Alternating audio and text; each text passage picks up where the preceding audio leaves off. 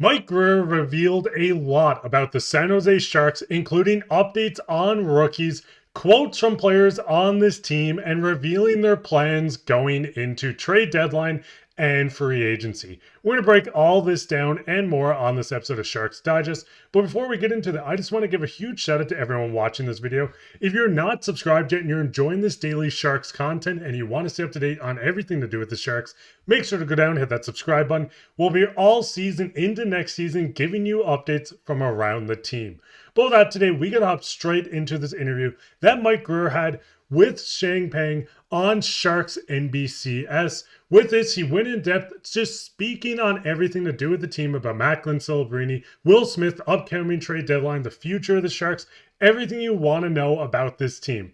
The first thing is, we've seen a quote coming from Mike Grier speaking on Celebrini. Not to put too much pressure on him, but he's had a heck of a first half of his pro career. He's driving plays, pushing his teammates, driving practice. The competitiveness is off the charts for an 18-year-old kid. The way he's done defensively, defending on the puck and winning puck battles and the things like that, it's been super impressive to watch. And everyone knows, and especially people that have been watching Sharks games, Celebrini has been incredible to start his career.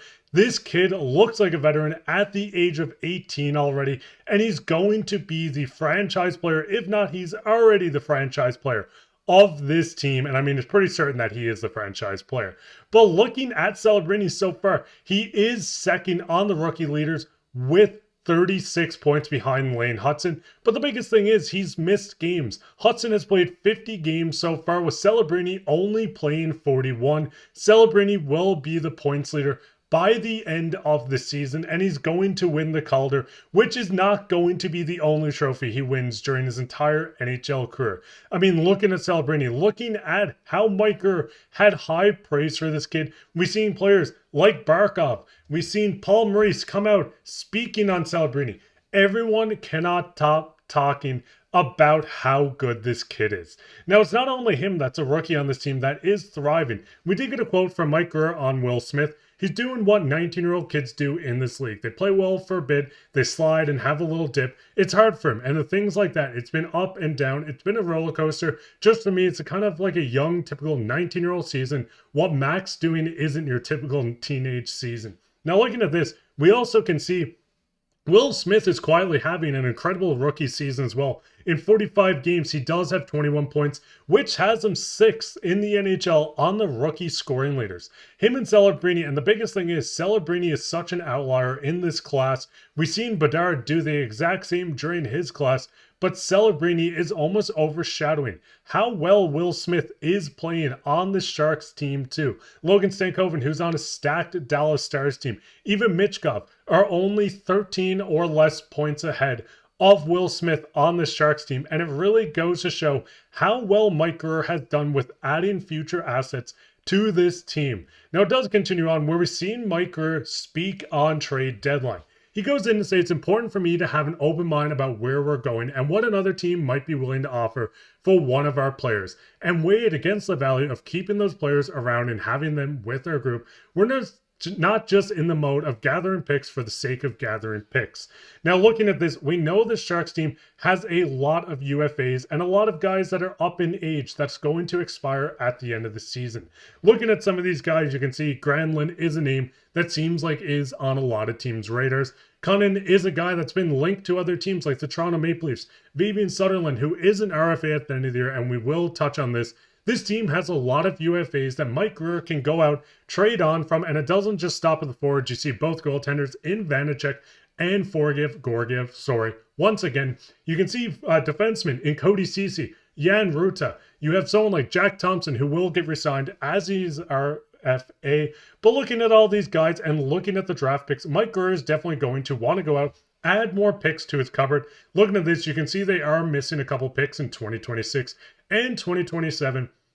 But in this season's draft, they pretty much have every valuable pick they need. They'll add more to this if they move on from Granlund. He'll probably fetch you a first-round pick or something else. Now, looking at this as well, it continues on and talking about Fabian Zetterlund. He goes in to say, I'm very happy with his development and his play. He's been fairly consistent last year and this year. He's someone who could definitely be a part of this team long term because I think he's on the right mentality as far as work. He's a tough kid. He plays hurt, plays through things, blocks shots, plays hard. Now, the biggest thing is Mike Grier did continue on to say that right now there is no contract extension in place or talks really happening. We can see Zetterlund is signed for this year at $1.45 million. He's an RFA at the end of the season. And I'm not a betting man, but I am willing to bet that this kid will come back to this team. We've seen how well he's played in this top six. Like Mike Grier said, he plays hard. He plays through things, blocks shots, plays hard. He puts up points. This is the perfect kid to have on this team. Someone that can grow with this team. Even though he's 25 years old, he plays like a veteran. I think that's the biggest thing to point out about the Sharks team.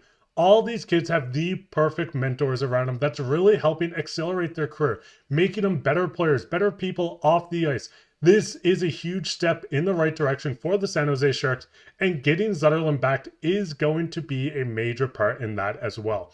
Now going in, and I know this is a lot of quotes, I'm starting to lose my breath, but looking at this, Mike Grier spoke on free agency. Now, before we go into this quote, me and Josh actually did an interview 2 days ago. If you want to go video checking out some free agents they could go after, but it seems like Mike Grier said, I think we're on track of what we hope to do. When I say to go fast, you go out and sign 3 big guys for $9 million a piece. 2 of them don't work out. Then you're on the hook 5 years from now when we have some young players and we need to pay them, or stuck with some contracts we're not thrilled about. So it seems like Mike Grier is very dead set on not going out to sign 3 to 4 big contracts that are making $9 million each. I know we talked on some players they could sign. Aaron Ekblad was a name that popped up, Jacob Chychrun. I think the Sharks do need to prioritize bringing in a good defenseman. This could be on the left side, but I would rather them go out to pick up maybe a right-handed shot. Looking at this team, you do have a lot of left-handed players.